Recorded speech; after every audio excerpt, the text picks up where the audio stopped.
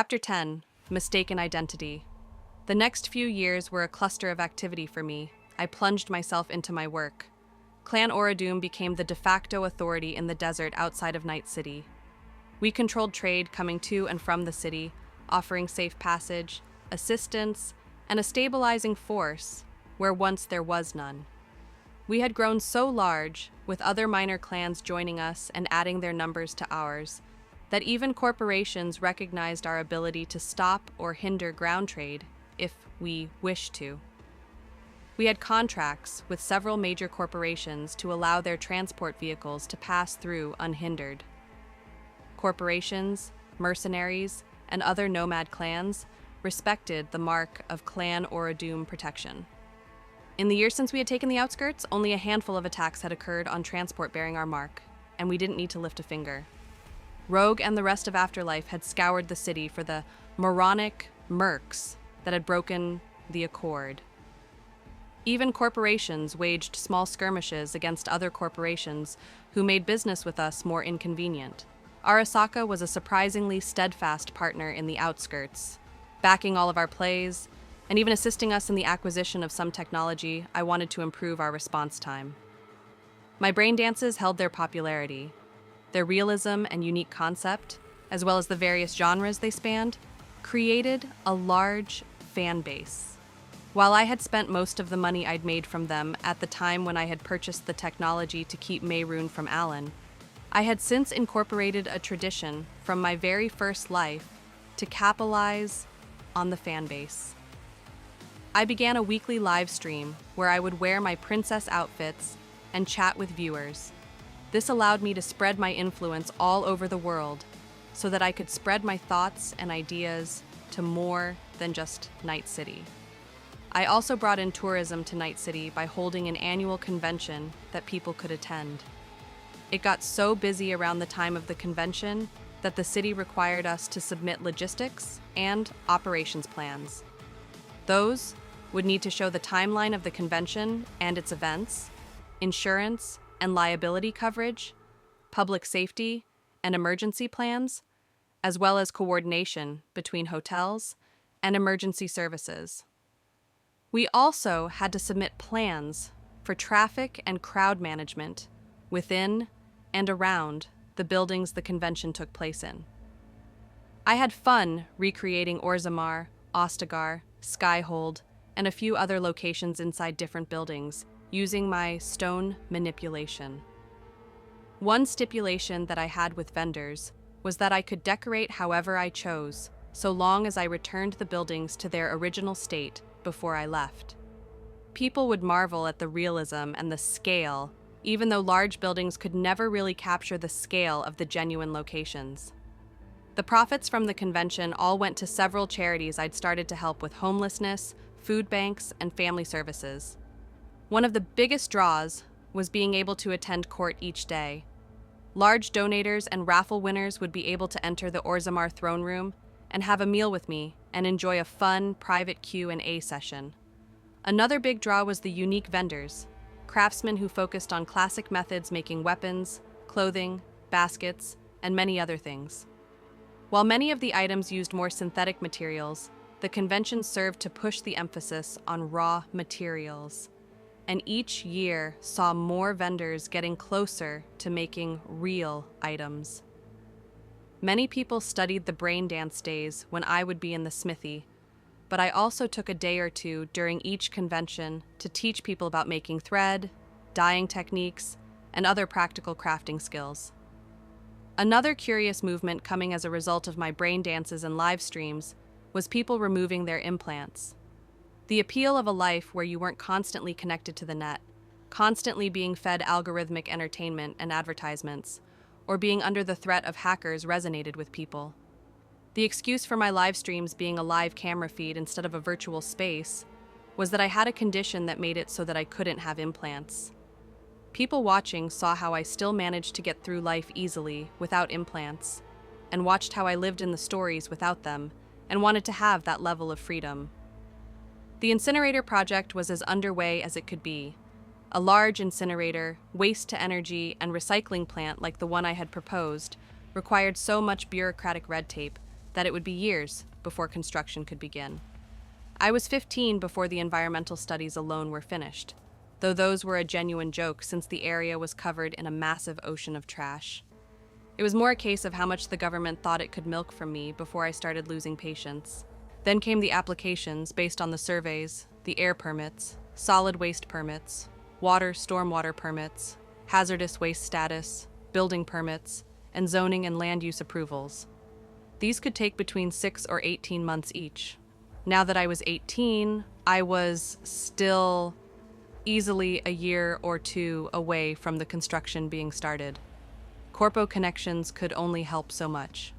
The main issue was the local government, with politicians at every level looking for a way to make some kind of money off of the project.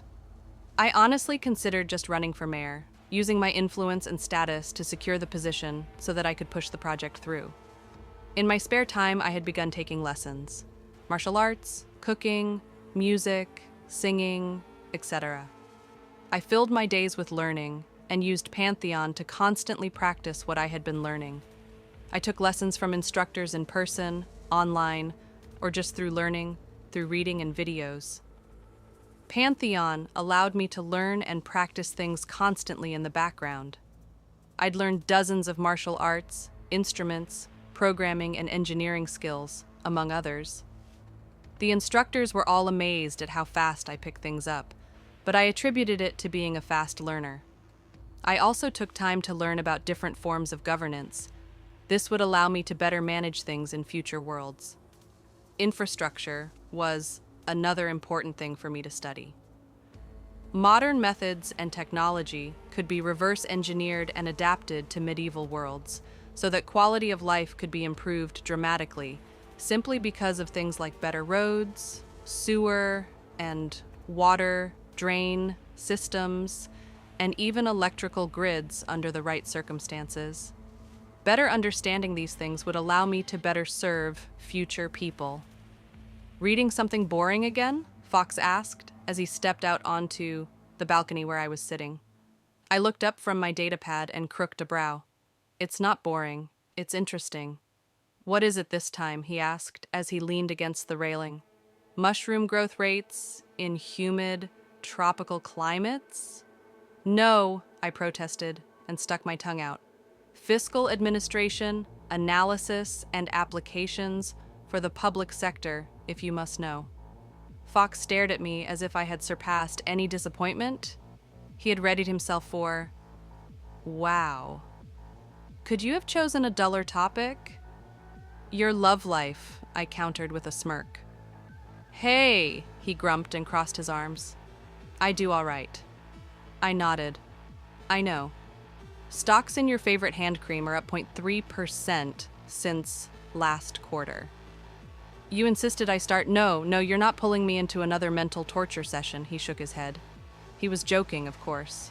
We teased each other relentlessly, and making fun of each other was just one way we interacted. He pushed himself off the railing and offered me another datapad. A member of Santo Domingo's zoning board asked to schedule a meeting with you. That grabbed my attention. The zoning board? I was pretty sure the lawyers had already settled all of the permits with them, haven't they? He shrugged as I took the pad and looked it over. I don't think he wants to meet about anything like that. Read what he said. I looked at the datapad and read the message. Good afternoon, Ms. Oradum. During one of our more antagonistic meetings, you told me to simply trust you. Then, without intending to, you broke my trust when you went ahead with plans you hadn't shared. However, I believe that your works over the past few years have proven that we should reconnect about a few issues in a way where both of our aspirations can be achieved. I've set aside time for you to visit my office this Tuesday at 12 p.m. I will have lunch brought in so that we can discuss matters important to us. Sincerely, David Sylvia, Santo Domingo Zoning Board Chair. David? Sylvia? I whispered. My fingers trembled and tightened around the datapad, my anxiety and fear causing me to use too much pressure and crack the plastic.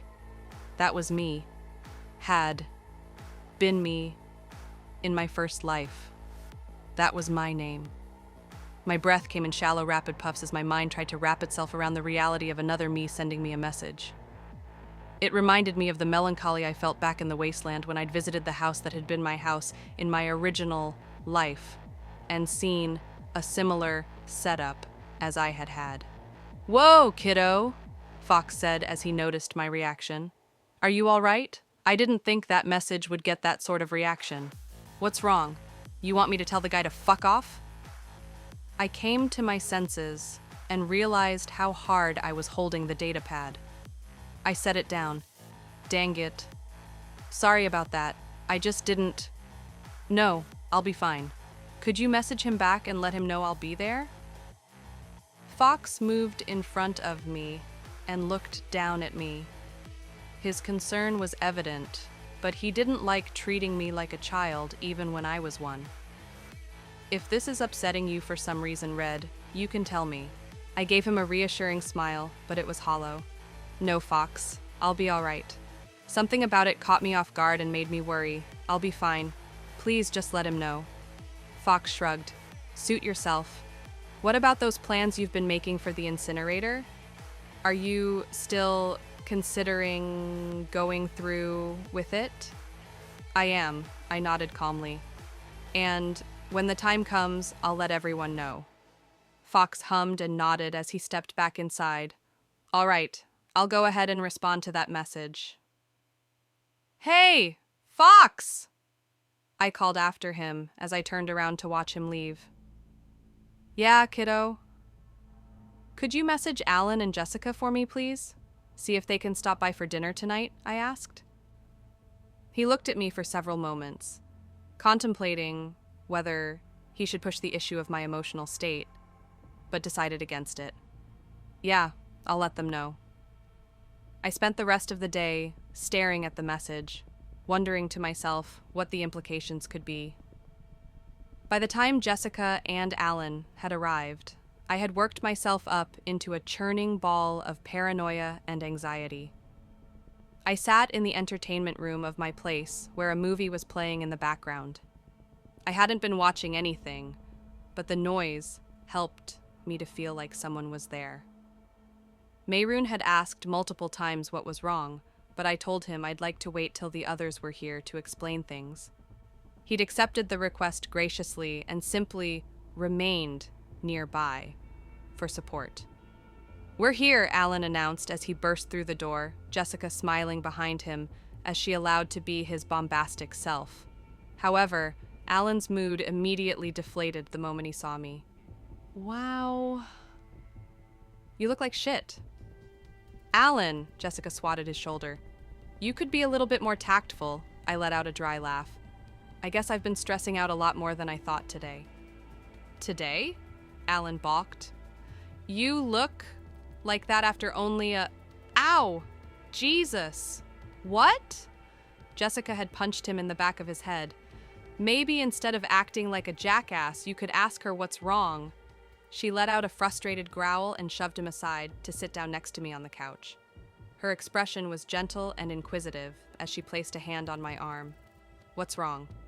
I took the tablet quietly and handed it to her. "Someone sent me this." Alan moved behind us to look over Jessica's shoulder as the pair of them read the message. "Wait, what the hell?" Alan shouted as he looked from the pad to me. "That was your name," Jessica said as she stared at me. I nodded. "It gets worse."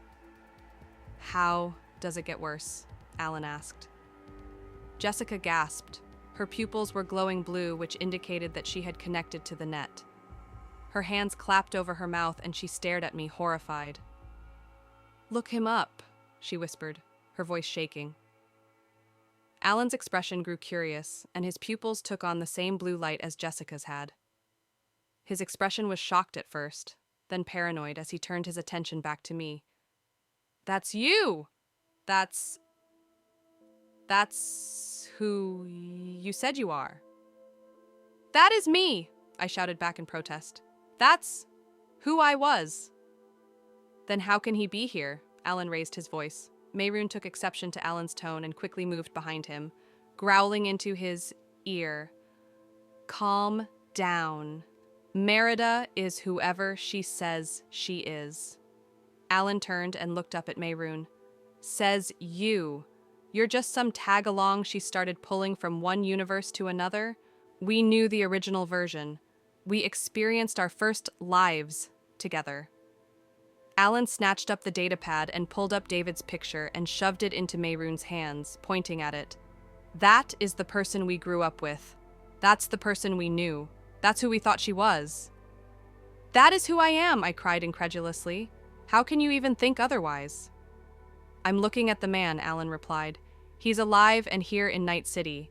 How can you both be the same person? Look at me and Jess. Whenever we reincarnate, ever since after Thetis, we've reincarnated as ourselves. Same with Serena and Tapriya. But not you.